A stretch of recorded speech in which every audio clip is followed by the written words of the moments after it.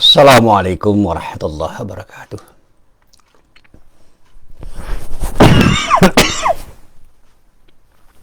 Alhamdulillah rabbil alamin. Wabihi nasta'inu ala umurid dunia waddin. Ashhadu an la ilaha illallah wahdahu la syarika lah. Wa ashhadu anna muhammadan abduhu wa rasuluh.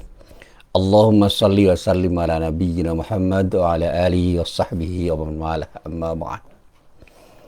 Para jamaah yang dirahmati Allah, alhamdulillah pagi ini kita bisa bertemu lagi, dan mudah-mudahan pertemuan-pertemuan kita, termasuk pertemuan kita pada hari ini, benar-benar menjadi pertemuan yang mendapatkan ridha dari Allah Subhanahu wa taala. Amin. Para jamaah yang dirahmati Allah, beberapa kali saya mencermati penjelasan dari orang-orang yang menurut saya cukup mencerahkan. Banyak orang yang menurut saya cukup mencerahkan itu. Samping dulu saya pernah belajar dengan Pak Nurholis Majid, itu guru saya juga banyak belajar dari orang-orang yang dulunya tidak pernah dikenal, tapi tiba-tiba mencuat menjadi orang hebat. Salah satunya adalah Gus Bah. Orang boleh tidak setuju dengan apa yang dia katakan, tetapi saya cermati apa yang dia katakan itu penuh makna. Spontanitasnya sangat tinggi, dan ilmu yang dipelajarinya itu mengalir menjadi bagian dari kepribadiannya untuk bisa mengatakan sesuatu tanpa beban. Jadi apa yang dikatakan itu mengalir saja tanpa beban, dan itulah yang kemudian menjadikan dirinya santai, tidak terbebani oleh apapun yang dia katakan, dan bisa mendengarkan apapun kata orang tanpa harus merasa terusik dengan perbedaan-perbedaan pendapat yang terjadi pada ketika dia berinteraksi dengan banyak orang, termasuk ketika beliau berinteraksi dengan Pak Quraish Shihab. Luar biasa. Dia memang dalam banyak hal belajar Al-Quran dan mencoba memahami Al-Quran dengan caranya, tapi bukan berarti dia itu mengalir tiba-tiba. Saya yakin bahwa itu adalah hasil dari sebuah proses yang panjang, dan dalam beberapa hal ada proses sofistik yang tidak sederhana, di samping proses intelektual yang cukup memadai, dan menurut saya itu khariqul adah, sesuatu yang luar biasa, mengalir tidak seperti biasanya. Tetapi bukan berarti 100% saya harus setuju dengan apa yang beliau katakan. Saya memahami dan berusaha untuk bisa memahami terus-menerus apa yang beliau katakan, karena ada mutiara-mutiara yang terpendam dari apa kata beliau.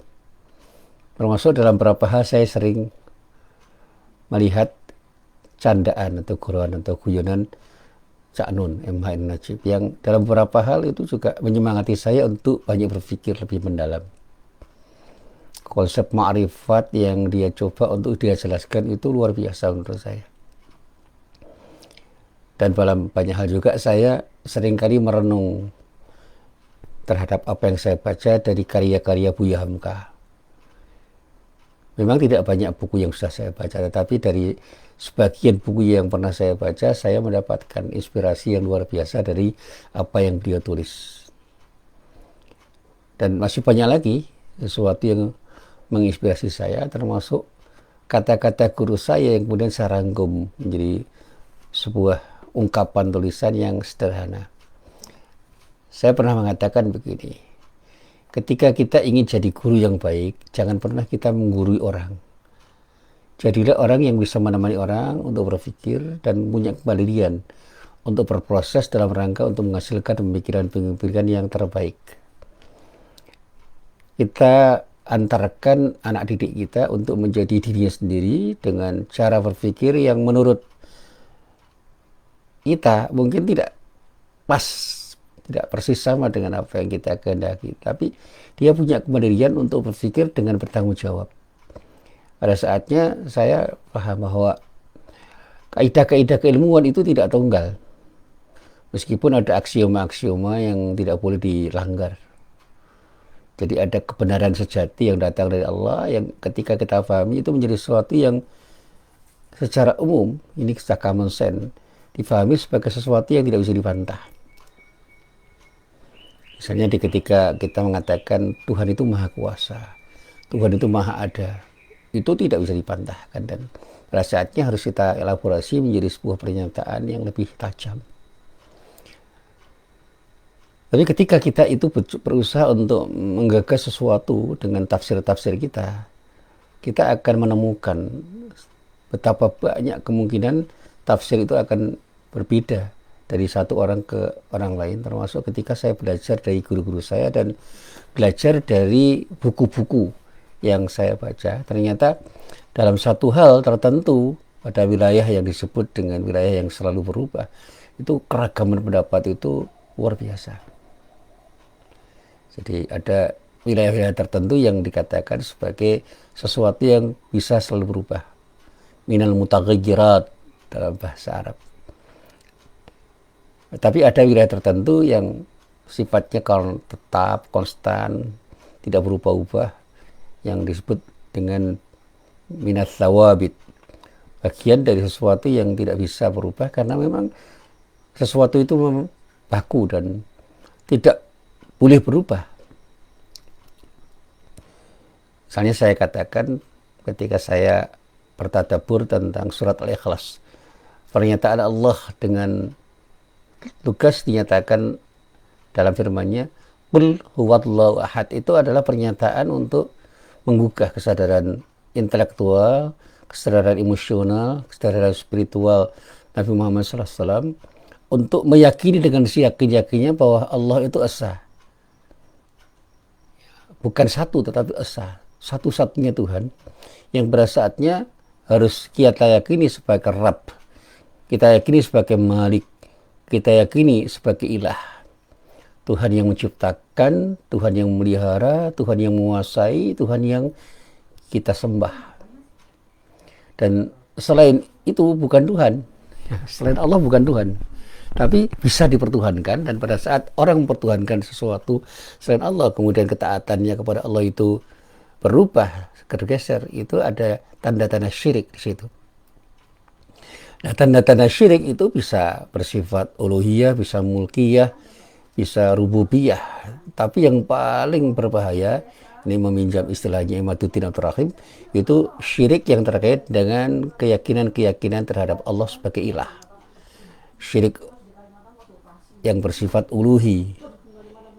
Jadi ada syirik yang kemudian menciptakan peribadatan kita kepada selain Allah, yang pada saatnya ketundukan, ketaatan, kepatuhan kita kepada Allah itu menjadi tergeser, terkurangi, bahkan bisa hilang sebagai akibat dari kepertuhanan kita kepada Tuhan yang bukan sesungguhnya, sesuatu yang kita pertuhankan. Dan disitulah kemudian hawa nafsu berperan.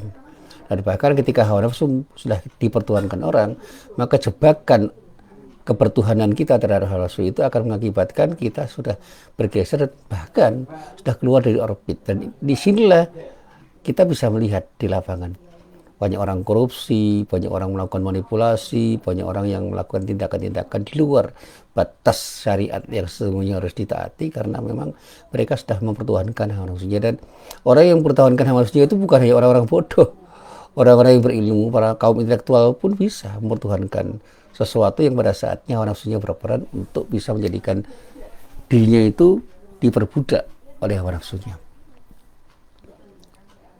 Saya seringkali bergurau begini, proses intelektual seorang itu kan mengalir, tidak akan berhenti. Sebagaimana juga proses emosional dan spiritual orang itu tidak akan pernah berhenti. Dan pada saatnya orang tidak boleh mengklaim bahwa dirinya paling benar. Klaim-klaim kebenaran itu menurut saya adalah naif.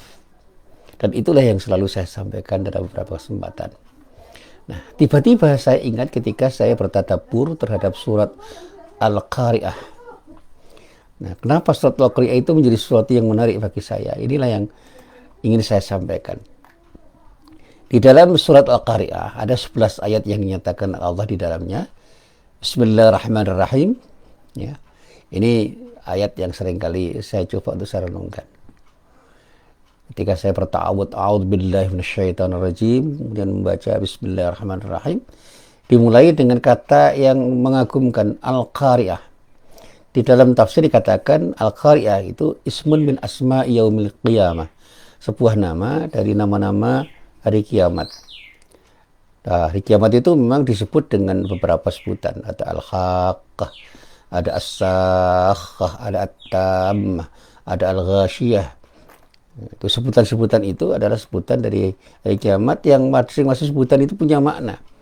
Disebut al-qari'ah karena menurut para ulama tafsir, kata al-qari'ah itu ada sesuatu yang bisa mengetuk pintu hati orang. Karena kedahsyatan hari kiamat itu sebagaimana sebutan al-qari'ah untuk sebuah bencana yang sangat hebat. Di dalam Al-Quran misalnya pada surat Ar-Ra'd ayat 31 ada rangkaian kalimat begini. Wala yazal ladzina kafaru tusibuhum bima sana'u qari'ah. Dan orang-orang kafir senantiasa ditimpa bencana disebabkan perbuatan mereka sendiri. Maksudnya adalah mereka ditimpa malapetaka yang sangat hebat yang bisa mengutuk hati mereka dan menyakiti tubuh mereka sehingga mereka mengeluh karena bencana itu. Nah, disinilah kemudian Allah bertanya untuk memberikan ketegasan dan memberikan informasi yang luar biasa dengan pertanyaan mal qari'ah. Mal qari'ah wa ma adraka mal qari'ah. Hari kiamat itu apa sih? Apa hari kiamat itu? Anda tahu nggak apa yang disebut hari kiamat yang disebut dengan qari'ah itu? Nah, jawabnya luar biasa itu. Yauma yakunun nasu kal farashil mabthuth.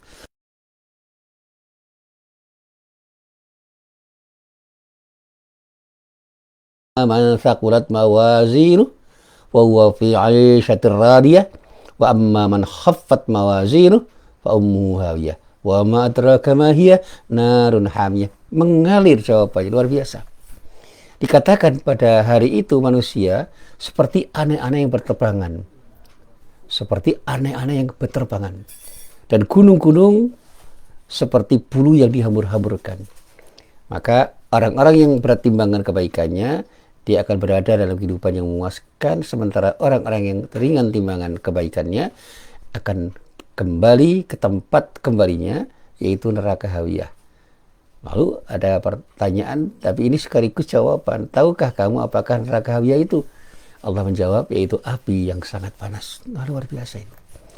Jadi orang itu punya dua pilihan. Menjadi orang baik yang bertimbangan kebaikannya pada saat dia itu bertanggungjawabkan seluruh perbuatannya, dia akan mendapatkan kenikmatan yang tertinggi dari Allah. Sementara begitu sebaliknya, dia itu tidak bisa berbuat baik, justru banyak berbuat sesuatu yang buruk, sehingga timbangannya itu dalam bahasa Jawa jomplang ke arah keburukan, maka dia akan mendapatkan balasan yang luar biasa beratnya.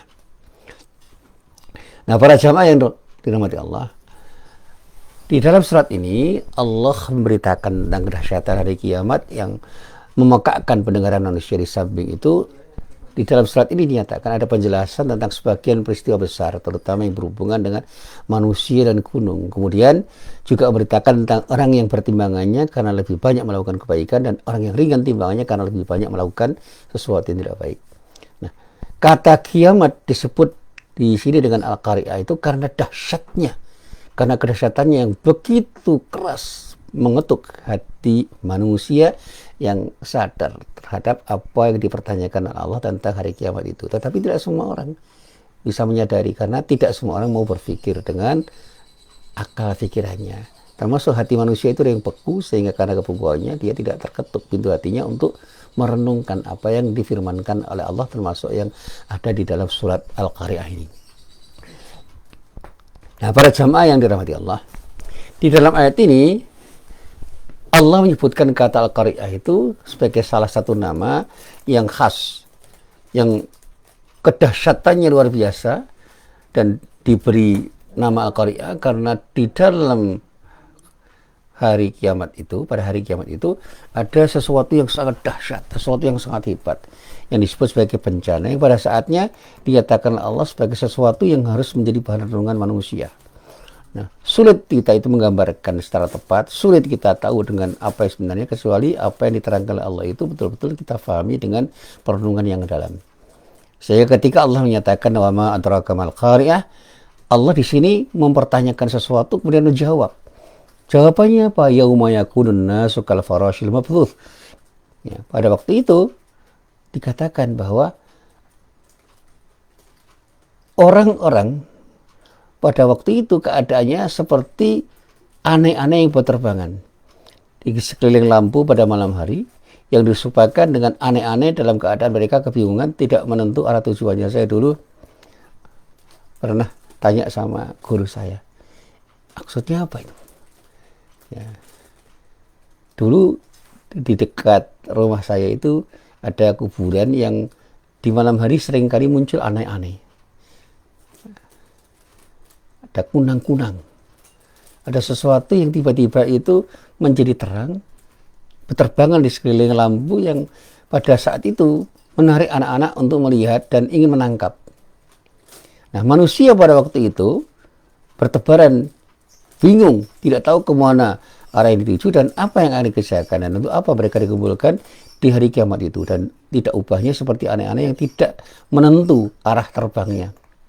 Nah, dalam ayat ini Allah mengatakan dengan bahasa yang lugas. Kalau kita baca dalam tafsir-tafsir, ada beberapa ayat yang kemudian diungkapkan untuk menjelaskan, seperti pada surat Al-Qamar ayat 7 ini dikatakan ka'annahum jaradum muntashir. Seakan-akan mereka hilang seperti belalang yang berterbangan. Jadi mereka itu seperti belalang yang berterbangan. Ini perumpamaan yang dahsyat. Kemudian dikatakan wa takunul jibalu kal ahnil manfus. Dalam ayat ini Allah mengungkapkan bahwa gunung-gunung itu hancur berterbangan dari tempat seperti bulu yang halus yang diterbangkan angin. Nah, seperti itulah keadaan manusia yang punya tubuh yang lemah, sehingga disebut sebagai sesuatu yang seperti benda yang tidak punya kekuatan. Ketika ditiup angin, berterbangan dari tempatnya seperti bulu yang halus yang diterbangkan oleh angin. Nah, memang banyak terdapat dalam ayat Al-Quran ayat-ayat yang menceritakan tentang keadaan gunung pada hari kiamat. Di antaranya Allah juga berfirman, misalnya di dalam surat An-Naml ayat 88, dinyatakan di dalam firman itu, wa taral jibala tahsabuha jamiyatan wa hiya tamurru marras sahab.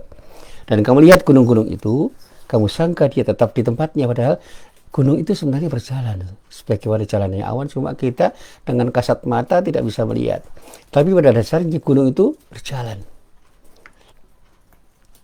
Demikian juga di dalam firman-Nya pada surat Al-Muzammil ayat 14 dikatakan kanatil jibalu kathiban mahila, dan jadilah gunung-gunung itu tumpukan-tumpukan pasir yang berterbangan. Di dalam surat An-Naba ayat 20 dikatakan wasiyratil jibalu fakanat saraba, dan dijadikanlah gunung-gunung maka menjadi fata morgana lah dia. Nah, para ahli tafsir itu menyatakan bahwa semua keterangan itu dinyatakan untuk menjelaskan bahwa gunung-gunung yang besar dan kuat itu seharusnya tetap tidak dapat digerakkan. Tapi dengan hadirnya hari kiamat yang disebut dengan Al-Qari'ah, tiba-tiba hancur. Kalau gunung yang kuat itu aja hancur, apalagi manusia yang tidak sekuat gunung, dia akan hancur berantakan ketika Allah berkehendak untuk menghancurkan umat manusia di hari kiamat itu. Nah, lalu dikatakan fa amma man thaqulat mawazinuhu fa huwa fi 'aishatir radiyah. Nah, di dalam ayat ini Allah menjelaskan pahala bagi orang-orang yang banyak melakukan amal kebajikan. Nah, kalau amal orang-orang yang betul-betul mau berbuat baik, orang yang saleh itu ditimbang dan timbangannya berat karena banyaknya mengerjakan amal-amal yang baik, amal-amal saleh, pahala bagi orang ini adalah kesenangan yang abadi di surga. Mereka akan hidup di dalam surga itu penuh dengan kebahagiaan, penuh dengan kenikmatan dan kepuasan. Itulah balasan yang terbaik bagi orang-orang yang beramal saleh, dan amal salehnya itu menjadi sesuatu yang bisa menjadi bekal bagi dirinya untuk mendapatkan kenikmatan yang tertinggi dari Allah. Nah, kita memang wajib mempercayai adanya neraca yang tersebut dalam ayat ini. Dan dalam firman-Nya dikatakan, misalnya dalam surat Al-Anbiya ayat 47, wa nada'ul mawazinal qista liyaumil qiyamah. Kami akan memasang timbangan yang tepat pada hari kiamat. Nah, di dalam ayat-ayat seperti ini Allah menjelaskan pahala bagi orang-orang yang banyak melakukan amal kebajikan, yaitu kalau amal-amal orang yang penuh dengan kebajikan itu ditimbang dan timbangannya berat karena banyaknya mengerjakan amal kebajikan, dia akan mendapatkan kesenangan yang abadi di surga dan penuh dengan kebahagiaan dan kenikmatan serta kepuasan yang diharapkan. Tetapi sebaliknya, wa amma man khaffat mawazinuhu fa ummuhu hawiyah. Di dalam ayat ini Allah nyatakan nasib orang yang jahat, nasib orang yang suka berbuat tidak baik. Kalau amal-amal timbangannya itu jomplang ke arah kejahatan, dan amal baiknya itu ringan sehingga ketika ditimbang tidak setimbang dengan perbuatan jahatnya, maka mereka akan mendapatkan adab dari Allah Subhanahu wa taala. Sehingga dikatakan fa ummu hawiyah.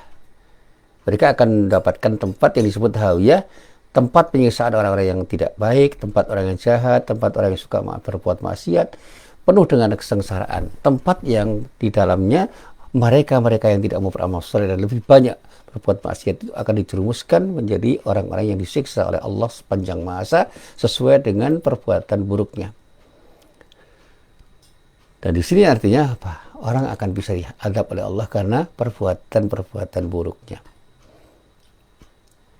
Nah, cuma kemudian pertanyaannya apakah mereka akan ada di neraka itu kekal selama-lamanya, itulah yang menjadi misteri bagi diri kita, tetapi kita yakin bahwa Allah akan berkehendak selaras dengan keadilannya, sehingga tidak mungkin Allah berbuat zalim terhadap hambanya.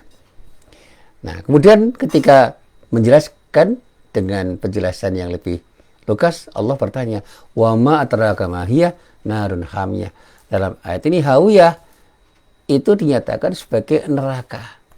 Neraka yang panasnya itu luar biasa, apinya menyala-nyala, dan pada saatnya membakar orang-orang yang disiksa, dan itulah balasan kejahatan dan kemungkaran yang dilakukan oleh orang. Tetapi tidak semua orang bisa menerima dan mendapatkan pelajaran karena tidak mampu memahami sesuatu yang seharusnya mereka pahami, karena mereka tidak menggunakan akalnya untuk berpikir.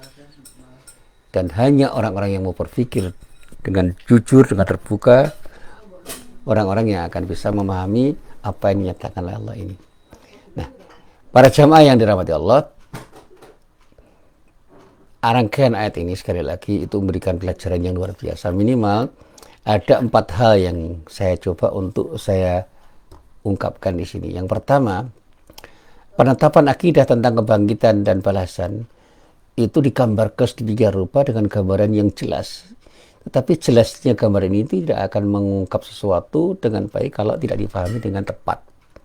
Yang kedua, peringatan dari kejadian yang mengerikan pada kiamat dan azab Allah itu memang dijelaskan, tetapi azab Allah itu juga akan tidak mengerikan bagi orang-orang yang tidak yakin, tidak percaya. Sementara penetapan akidah yang ketiga tentang penimbangan tentang amal soleh yang ditimbang dan keburukan-keburukan yang juga ditimbang dengan balasan masing-masing itu juga tidak akan menyadarkan orang yang tidak sadar bahwa ada Allah di atas mereka, dan mereka malah menyatakan bahwa tidak ada balasan itu. Karena apa? Ini bukan persoalan ilmu, tapi persoalan iman. Nah, yang terakhir, penetapan bahwa manusia pada hari kiamat itu terbagi menjadi 2 kelompok sesuai dengan perbuatan mereka. Satu kelompok di surga dan satu kelompok di neraka karena kejahatan dan karena kesalehan mereka. Ini juga tidak akan menggugah orang-orang yang tidak beriman. Karena tidak berimannya orang itu mengakibatkan cara berpikirnya itu berbeda dengan orang-orang yang beriman. Jadi di dalam hidup itu memang disyaratkan iman dan ilmu yang seimbang, yang masing-masing saling mengisi. Dengan iman, orang itu akan percaya sepenuhnya dengan apa yang dinyatakan Allah. Dengan ilmu, orang akan bisa memahami dengan tepat apa yang dinyatakan Allah di dalam firman-firmannya. Dan pada saatnya dia akan menjadi orang yang baik atau tidak, itu berkaitan dengan iman dan ilmunya. Dan disitulah kita diuji. Sejauh mana iman kita itu akan menjadi sesuatu yang mendorong kita untuk berbuat baik dengan ilmu yang kita miliki. Dan sejauh mana ilmu kita bisa kita gunakan untuk menjadikan iman itu muncul, tumbuh menjadi perbuatan-perbuatan yang terbaik dalam rangka untuk mendapatkan kenikmatan yang tertinggi dari Allah Subhanahu wa ta'ala. Nah, para jamaah yang dirahmati Allah, inilah sekedar ungkapan yang bisa saya sampaikan untuk bertadabbur terhadap surat Al-Qari'ah. Mudah-mudahan bermanfaat, dan mari kita renungkan apa yang ada di dalam surat Al-Qari'ah itu. Mudah-mudahan kita bisa mendapatkan pelajaran yang berharga dari ayat-ayat yang terdapat di dalam surat Al-Qari'ah ini. Assalamualaikum warahmatullahi wabarakatuh.